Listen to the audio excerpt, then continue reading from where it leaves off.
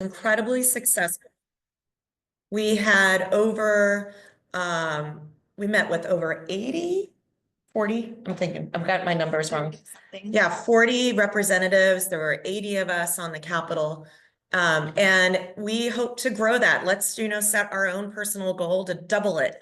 Not only will we be meeting with representatives, but also this year, taking a page out of Civitas, Stephanie and I were able to join their day at the Capitol in Washington, D.C. this year.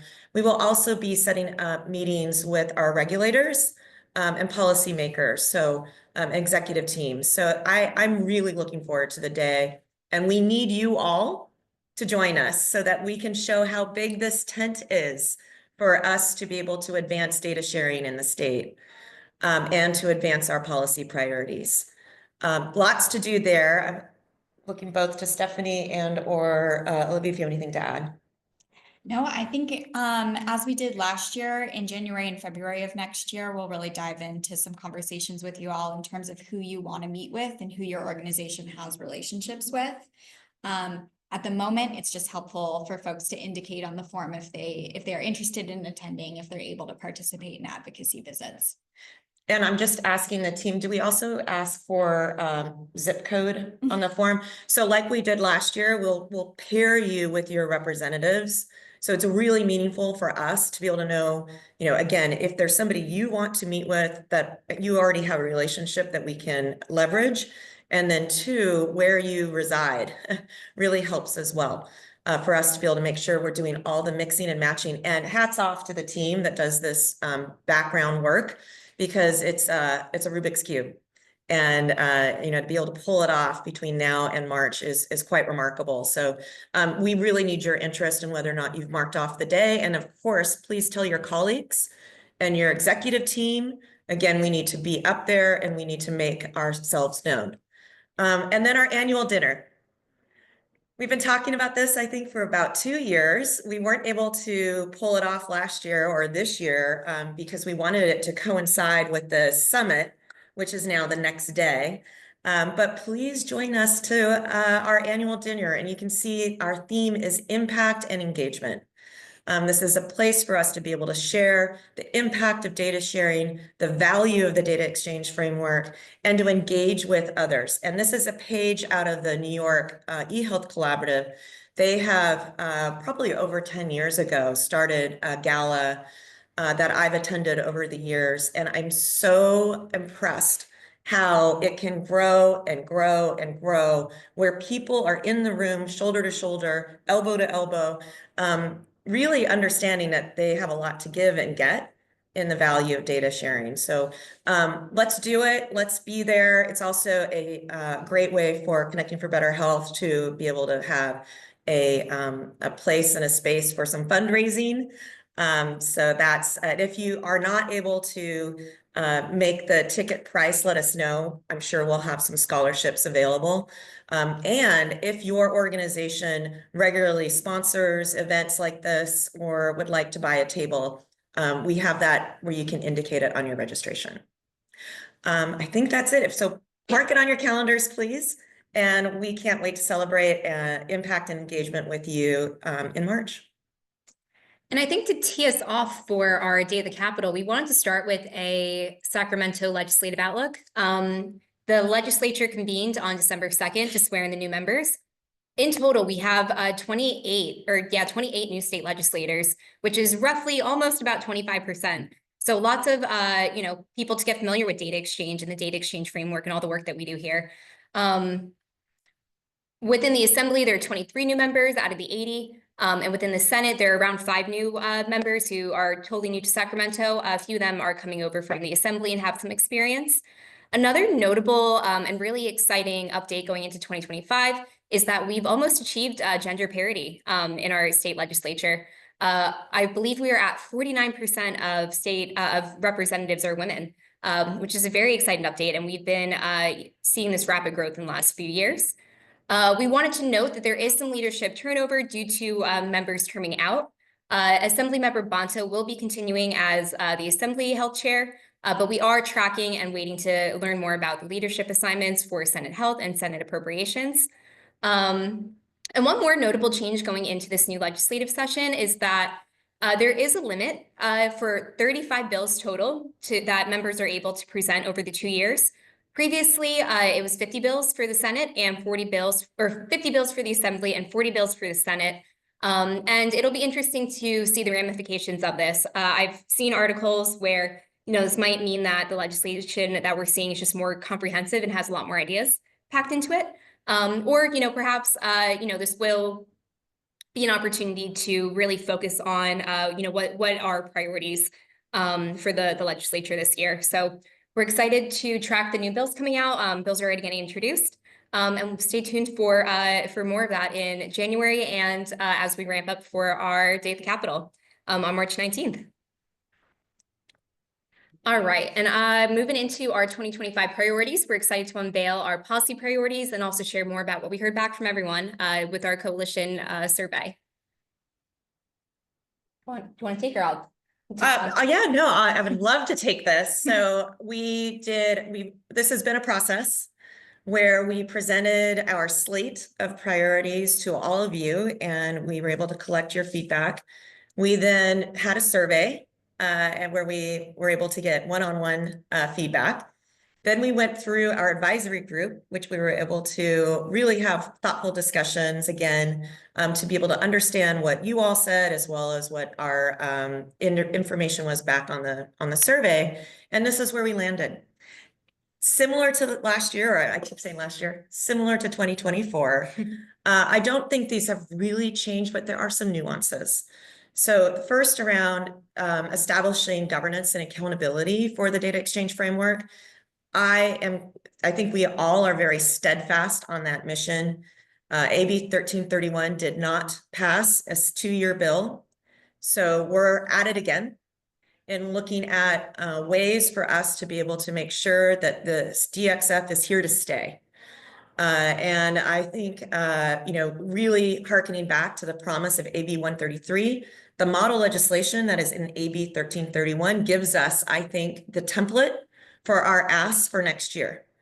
And I'd love for us to be able to make sure that we look at all ways to be able to stand up DXF governance and also enforcement.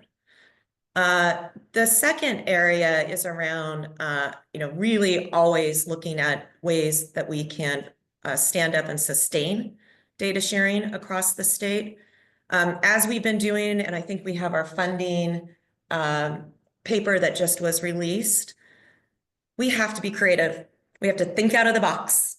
And where and how can we look at funding opportunities that are usually across multiple silos and ensure that there's a consideration for data sharing in a consistent and standard way.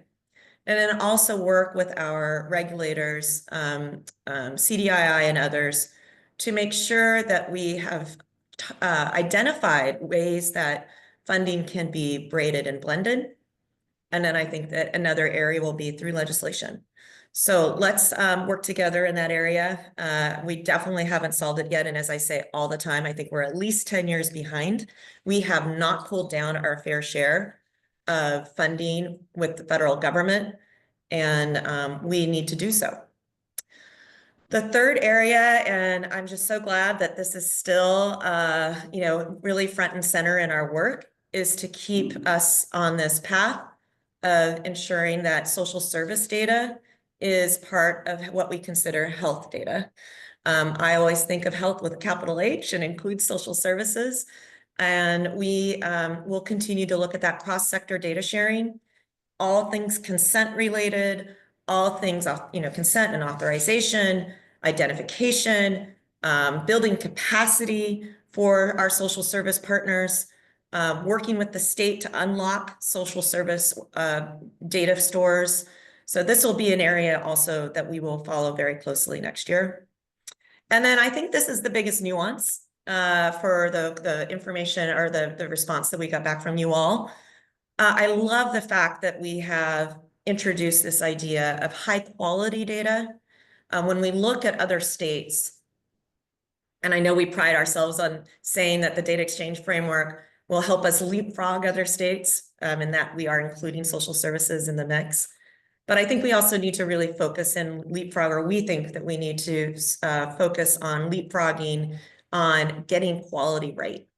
It's not good enough just to exchange data if it's not quality level data and meaningful data. And I know many of you are drowning in the volumes of data that you get, and or the transactions that you receive just don't have meaningful quality data that's required in order to do your job. So that's another area that we will continue to be looking at on how do we evaluate it, how do we look at outcomes. I always go back to how do we think about report cards, or giving organizations a way to be able to understand the kind of level of quality of data that's out there. So I'll hand it back to Stephanie. Olivia, anything to add? Nothing to add. No, would love to hear from anyone in the group. Any questions on these thoughts? Thank you again to those of you who completed the survey, provided really valuable feedback on these. So luckily for all of us, our board approved these priorities last week. We did have our board meeting. So I think we're at a place where we can move on these. And as we said, I don't think I said this in the introduction, but these policy priorities are incredibly important for us as a team, because this is how we think about our agenda planning. This is how we really curate our newsletter. This is how we look at guest speakers. This is where and how it sets our principles and our policies on how we respond and advocate. So thank you all for this. This is a really important piece of our work. Thank you, Robbie. I agree. I think the level of nuance that we've been able to add to these priorities, we're getting much more focused on this work, and it's I think it'll be a really great platform for us to be able to move into 2025.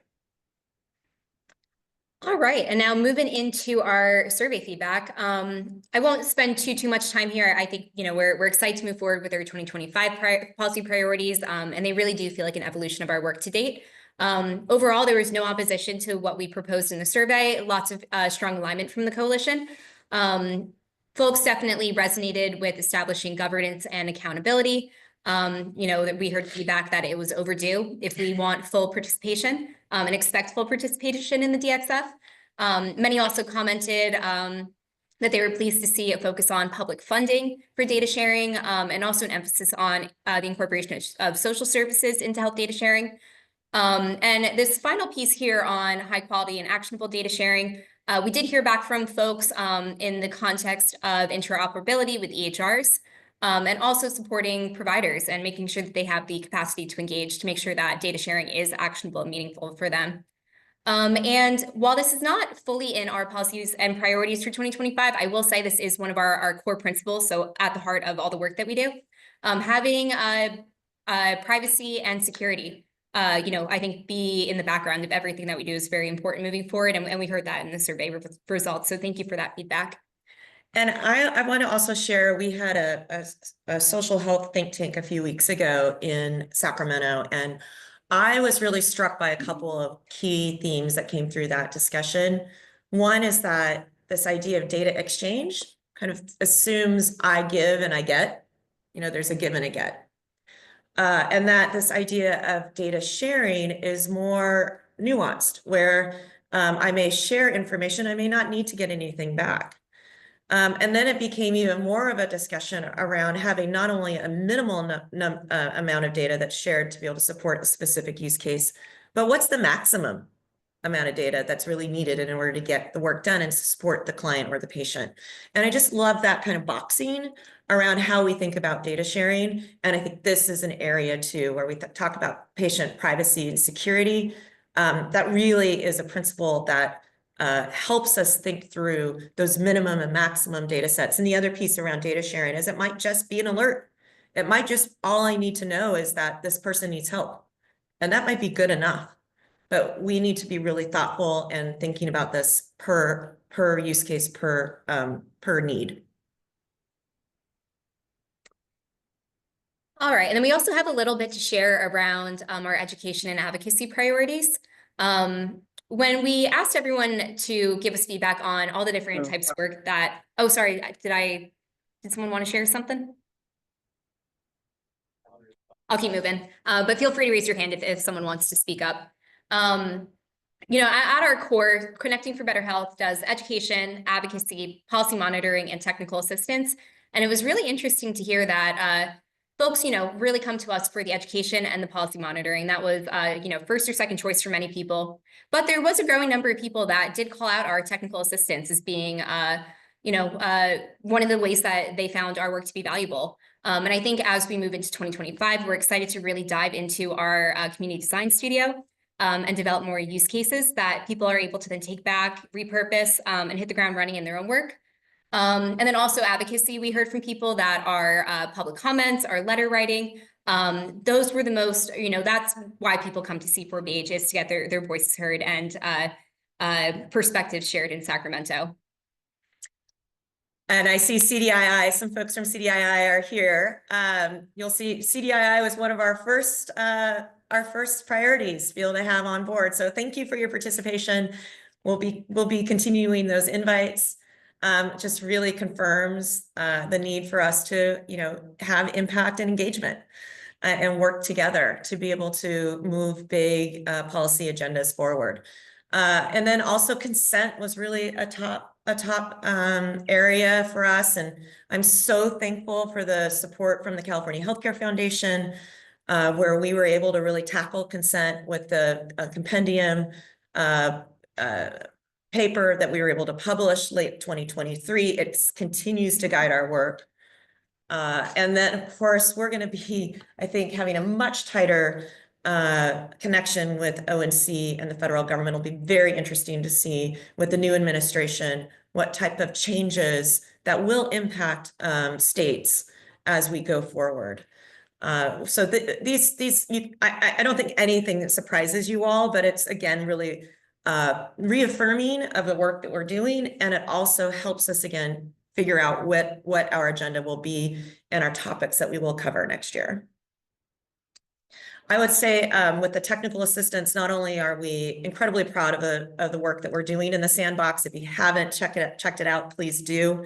And we can put it into the chat. But also our office hours. If you haven't joined our office hours, please do. It's the dialogue's been really, really amazing.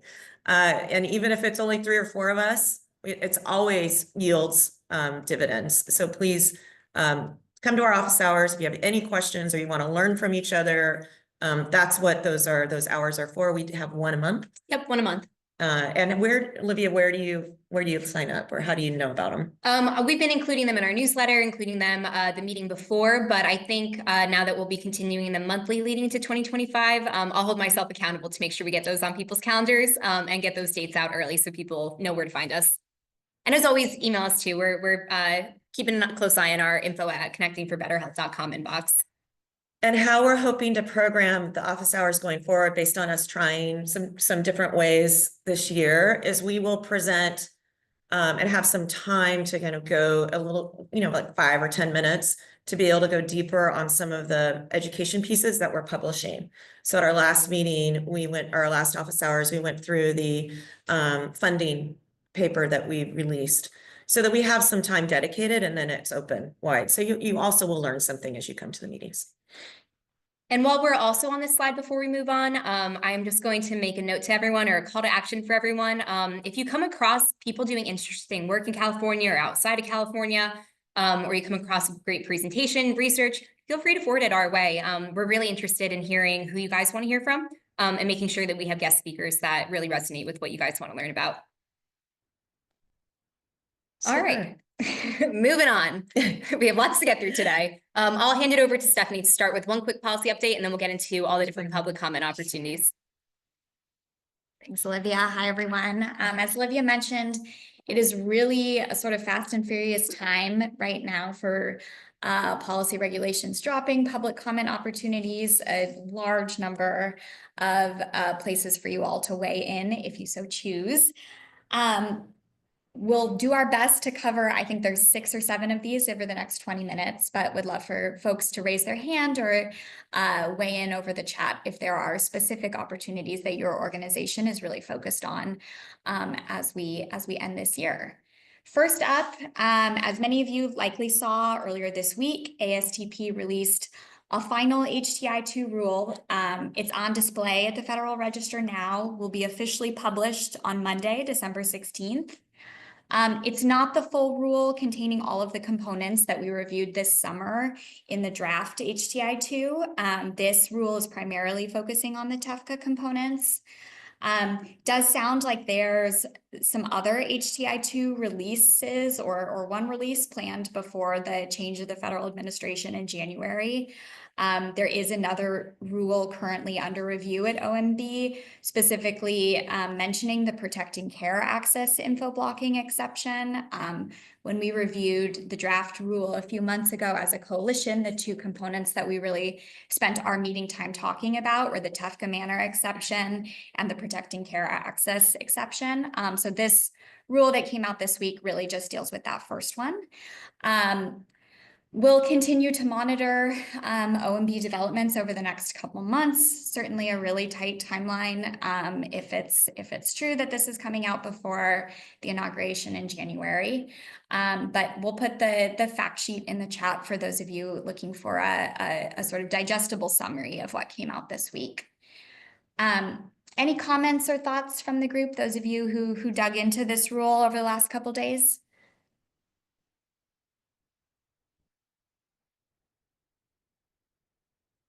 All right, more to come. So we'll be dedicating some time in January. Absolutely, yes. Okay, next piece, the DXF roadmap. I first want to say thank you so much to those of you who joined our 3 listening sessions to develop our public comment to CDII on the draft DXF roadmap. Our comments are so much stronger and more comprehensive because of your input, and we value that so much. We had 3 fantastic conversations on the 6 different pillars. And we'll put a link to the comments in the chat for you all to take a look at if you haven't yet. We're also monitoring the CDII webpage for when all comments submitted on the draft roadmap are posted. In January, perhaps maybe we can spend a little time just synthesizing and digesting what other stakeholders submitted in response to the roadmap. That's a great idea. In general, just I'll very quickly highlight a couple key points, and then again, we'll open it up. Would love to hear, especially folks who submitted their own comments, if there's any other additions or key considerations you want to share with the group today on the draft roadmap. Couple pieces that came up across all pillars and that were highlighted by you all in our listening sessions. First, looking at more central tenets that could apply across the entire roadmap. So for those of you less familiar with the structure of the roadmap, there's 6 pillars. Each of those pillars has key tenets to really guide the development of the recommendations and activities. Something that we heard from you all is that there really could be some key tenets that apply across all 6 of those pillars for greater integration and alignment across the roadmap. And then with that, some shared use cases, right? So really looking at the 6 pillars and what our highest priority statewide use cases are, and then applying those across all 6 to really think about how implementation can be feasibly rolled out over the next 3 years that this roadmap covers. Also had some really fantastic conversations around how to prioritize health equity in the roadmap. One thing in particular, I'll just call out and appreciate the comments that came from you all on really ensuring that the roadmap contains meaningful mention and support for community-based organizations to truly engage in the data exchange framework, and recognition of the support and guidance that organizations who have not traditionally participated in health information exchange will need to be fully successful in this effort. I won't read all of this in the interest of time, but encourage folks to check out our comments if you haven't already, but just a couple Key highlights here around defining event-based notifications and really looking to align with some of the work that's going on in the standards committee and conversations that have been happening there. Again, funding, I mean, I think this directly relates to the conversation we just had on the policy priority piece, but thinking about how we're being creative, leveraging existing funding sources, looking to that braiding and blending. This was called out specifically on the social services pillar, but I think it applies across the entire roadmap. Also had some good conversation around the distinction between identity management and consent in that pillar. And then lastly, of course, and I know this is no surprise to any of you on this call, but just this requiring clear signatory definitions under the participant engagement pillar in terms of ensuring that all organizations know if they truly are a required signatory to the DSA or not. Any folks on want to comment or add anything that you submitted with your roadmap public comments? Would love to hear. We heard from a lot of you, but obviously not everyone. If there's something specific that your organization highlighted back to CDII in your public comments.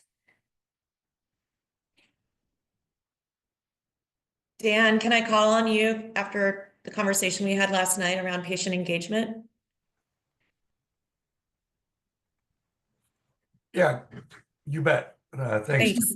So I really do think the patient engagement aspects we're missing from the roadmap and really need to be called out. Obviously, they're part of every pillar, including participant engagement, right? We could say it resides there, but without question, that patient perspective, that patient view, that patient buy-in and comfort with the roadmap is absolutely key. And oftentimes, right, we love to say patient-centered, but we forget to ask the patient. So I just really believe that there should be, we talk about public comment, we should get patient comment as it relates to the roadmap. Thanks, Timmy. Thank you, Dan. And I always, as I think of centering on the patient, I always think of centering on the actual frontline provider as well.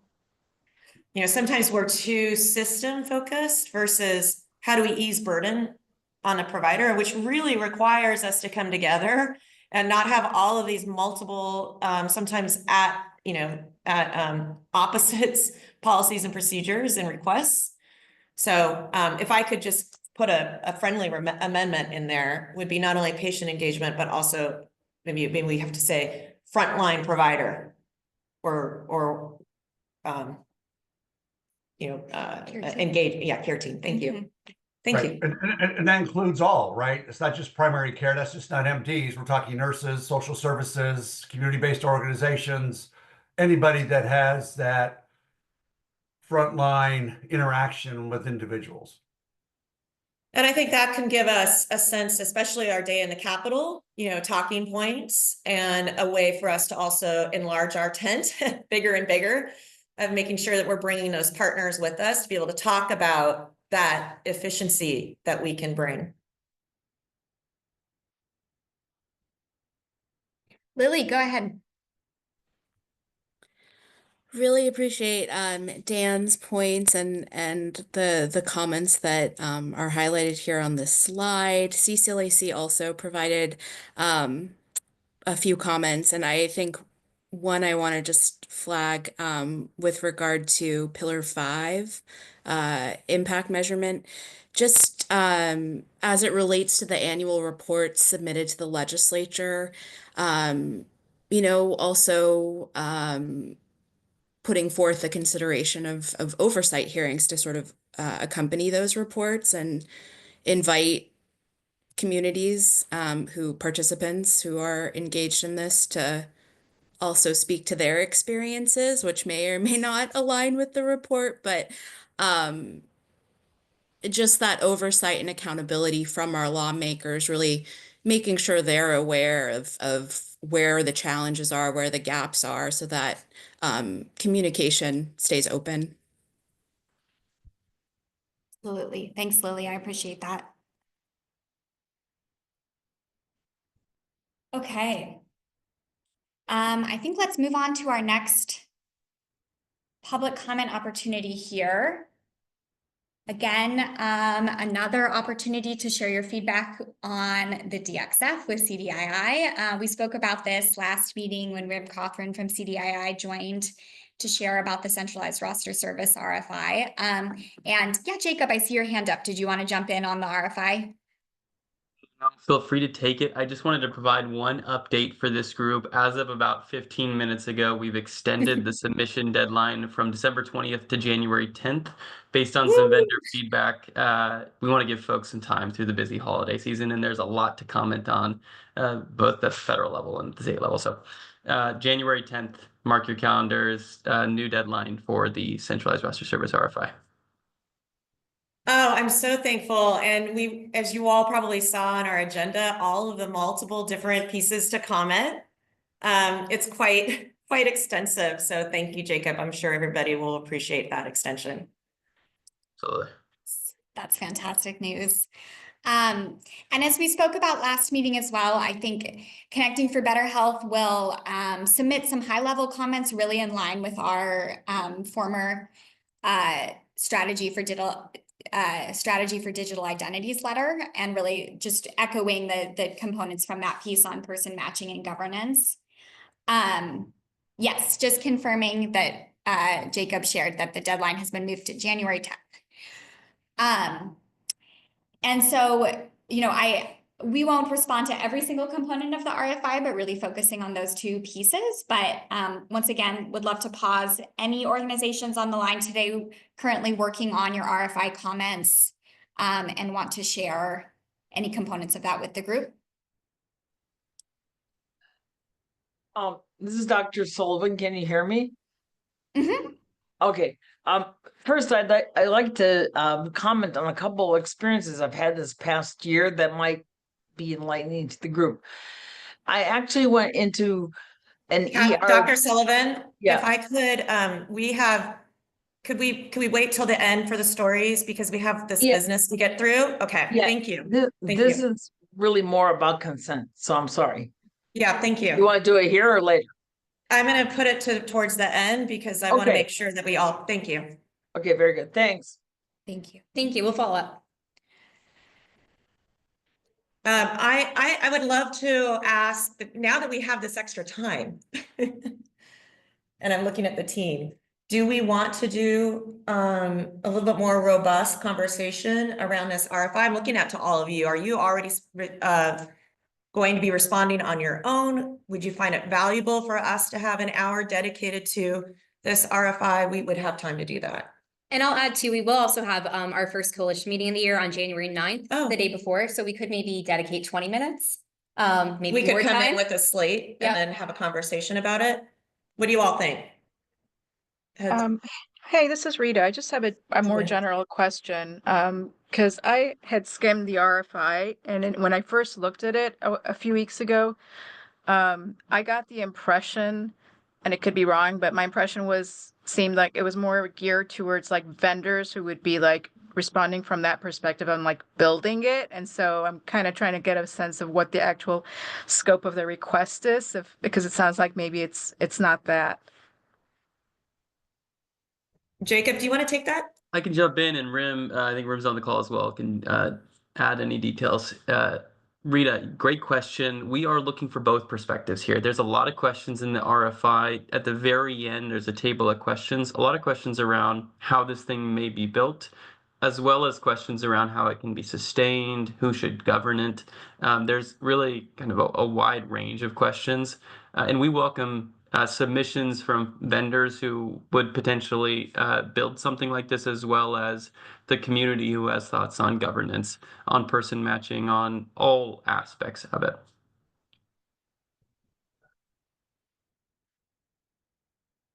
So Rita, did that answer your question? I think we're responding more about informing direction versus as a vendor. Yeah, no, that's great. I just thought it was more geared to like people who might, from a vendor standpoint, like say, yes, we can do this and this is how we're going to do it type thing. I think this is an opportunity. I always look at opportunities with RFIs to get our perspective in. So if there's a door, I think we should all walk through it. I also just want to echo that and say, like, because I do think a lot of times this, all of our work is so interwoven and connected, and a lot of times there's really cool innovation coming from different vendors. We also don't want vendors always driving things that also inform consequences like governance, like how our structures and systems are built. So I think like a collaborative approach is always like more meaningful for long-term goals. And what are the gaps being identified? Well, thank you. I think we agree 100% or 150%. And John, I see in your chat that you might want us to have something a little bit sooner than the 9th. Would you like for us to try to schedule something at the first of the year? Yes, please. All right. If we do, you need to come. Do you have will you agree to that? We'll work around your schedule. I will be there. Okay. All right. Well, we'll do that then. That's wonderful. And I think that we have a starting point. As we looked at this to be able to make this deadline, we did look at the letter that we sent to CDII through all of your input. So we have a lot to be able to say. So thank you. Okay. Okay. All Go for right, it, lots to get Olivia. through today. I don't believe there's a deadline extension on this one, but for the DXF has one policy and procedure amendment that is currently out for public comment due January 2nd. So we're going to work on getting our comments in ideally before the holidays. This is in relation to the data elements to be exchanged. There have been recommendations from the Standards Committee and also from the Implementation Advisory Committee to automatically align the DXF to stay aligned with the federally required versions of the US CDI data standards. And I'm probably going to mess up the acronym, but that is the United States Core Data for Interoperability. Someone call me out on that if I'm wrong. And from the feedback we've heard from our advisory group and members from the coalition, people believe it is important to stay aligned with what is being federally required. There's no interest in having a two-tier system and creating different ways of doing business, whether it's in California or federally. So this means that beginning, if this policy procedure amendment moves forward, this means that January 1st, 2026, the DXF will be updated and participants will begin using version 3. And then moving forward, future version updates are going to get determined by ASTP/ONC. So we're planning to submit public comments in agreement with the proposal, but we would love to hear from folks. If there are any concerns or any things that we should maybe highlight in our letter, we'd be happy to consider. Or just a big thumbs up if everyone agrees that alignment is good. I see one thumbs up, so I'll take it. Yeah, John at Sac Valley, we've reviewed it, and I've had several of my participants review it as well.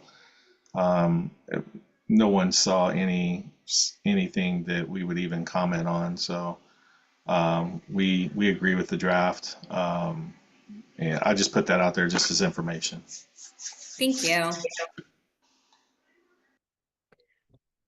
All right, well, moving forward, there is another RFI out from federally from the Administration for Children and Families. They're seeking information to develop interoperability standards for human service programs. For a little bit of context, they have the regulatory ability to designate interoperable data standards for their programs, which includes TAMP, child support, child welfare, and also child care.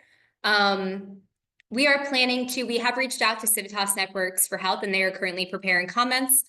So our plan is to align with those comments and then also share that the DXF Community Sandbox is a technology tool. And the concept of a community sandbox is a tech tool that can be helpful to develop and promote interoperability between health and human services.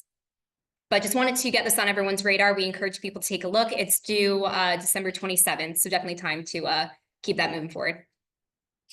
Or definitely time for people to submit. And we are submitting. Yes, sorry, if I did not make that clear, we are submitting.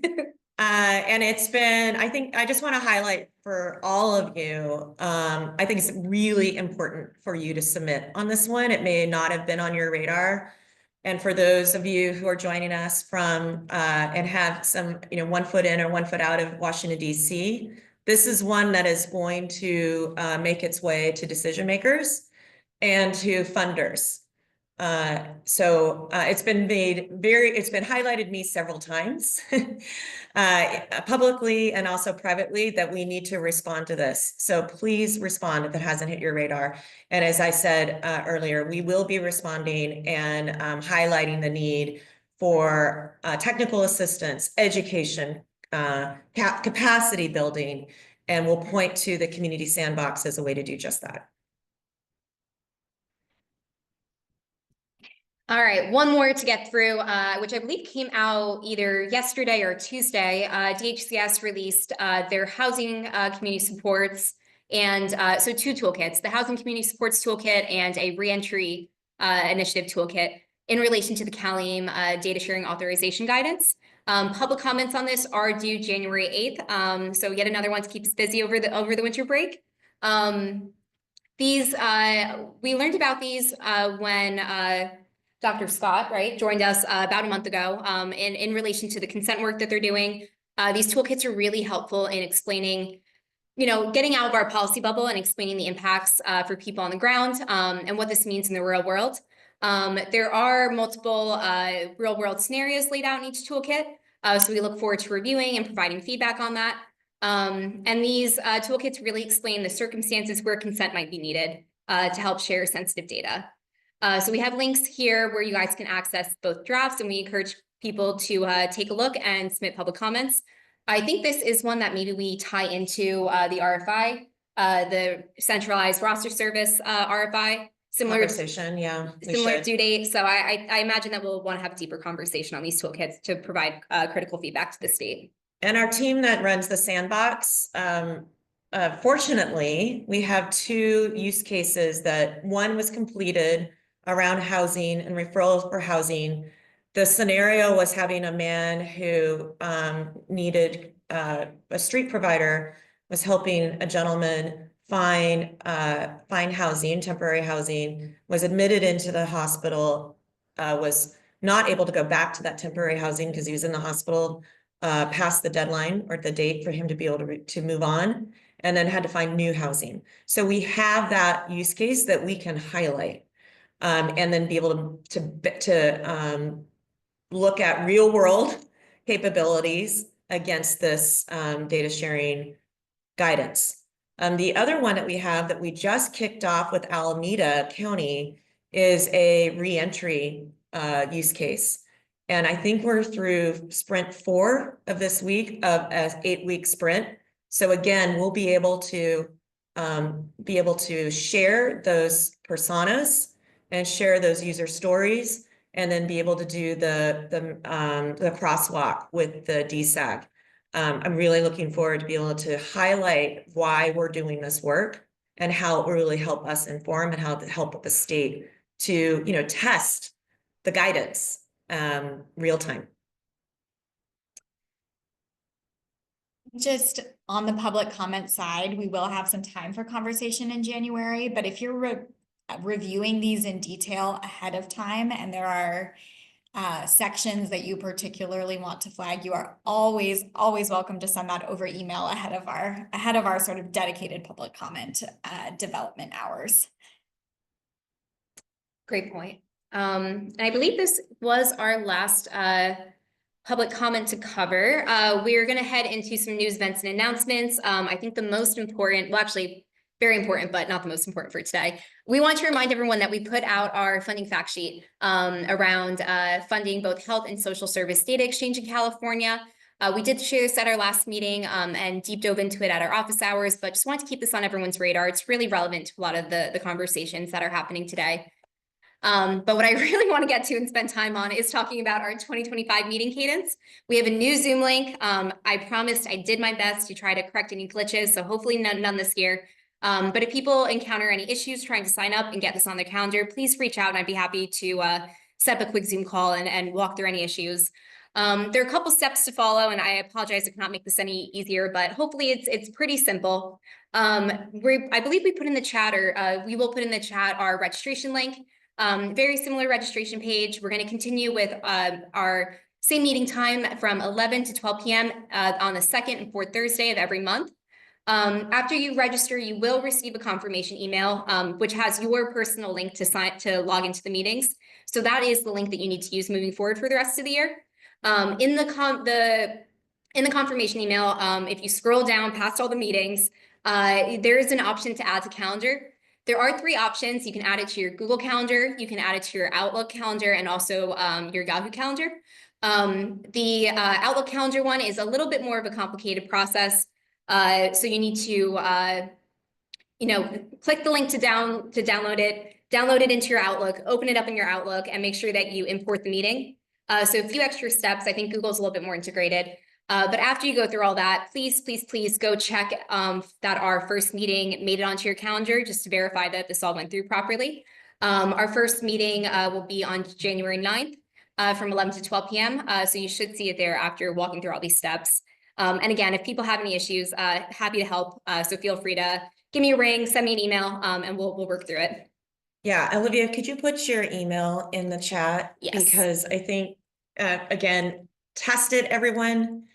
You all know you've been doing this with us for 3 years. We keep helping to make it easier for you. And so thank you, Olivia, for really being your diligent work on this. But let us know if it's not working for you and we will troubleshoot. Olivia has spent hours with Zoom, hours with Google. I think you can, if things are better on your other meetings, it's probably because of Olivia's diligence. So you can thank her for that.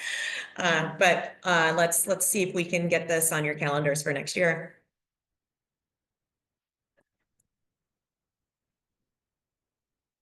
Sorry, lots of screens that we're toggling through today. All right. Also, we reached a big milestone for our newsletter. We have over 1,000 subscribers, which is huge. I think we started out at, I want to say 700 at the beginning of the year, maybe a little less. So thank you everyone for subscribing, forwarding the email to your Wait, can we take a colleagues. moment? We started with 0 3 years ago. So the fact that we just hit 1,000 milestone is fantastic. Thank you to all of you. Do you want to also like our click rate and it's Yeah, no, I mean, I think our last newsletter, I didn't check this week, so apologies for that. But the one that went out before, we had over a 60% open rate, which is remarkable. Huge. I think To the 1,000. industry is 20%, if that, 15%. So thank you everyone for staying engaged and staying involved in everything that we do. And if I could just say on that, as we just did with, let's double our participation on the Capitol Day. Let's double our newsletter this year. So if each of you can forward it right now to one of your colleagues that you think does not subscribe, but would actually be a benefit for them to be able to join us as a community, please do so. Please forward that newsletter. And we would love to be able to report back to you next year that we've been able to increase it. So thank you, thank you, thank you. And a little bit of what we covered this week, the United Ways of California launched their Enhanced Care Digital Referral Network, which is going to help to streamline service referrals and care deliveries in the 28 counties where they are supporting 211, sorry, the lights just went out, 211 referral and information programs. This framework, which is really exciting, is that they are embracing the DXF, embracing the opportunity with the DXF, and also aligning with its policies and procedures to help advance coordinated care and data sharing in California. So we look forward to tracking this work. I believe there are a couple pilots that are currently operational and more to come in 2025. We also heard from Dr. Tripathi of ONC or ASTP/ONC, reflecting back on his time with doing federal work and also what's to come in the future. He commented that I think what he's most proud of is really bringing a sense of urgency to data sharing, and I think that is what we also try to reflect in our work. And also the launch of TEFCA, it's over 1 year old, which is a huge achievement. And then finally, looking forward, he focused on, or he believes that AI, as is top of mind for many of us, will be top of mind for both legislators and also federal regulators as it continues to evolve and continues to require more transparency to make sure it's not biased. And then finally, one other thing from DC that we've been tracking is a bill in the US Congress called the Health Infrastructure Security and Accountability Act, which was introduced by Senators Wyden and Warner. in response to growing cyber attacks and more health information being online. This bill would require HHS to establish strengthened security standards for HIPAA-covered entities and their business associates.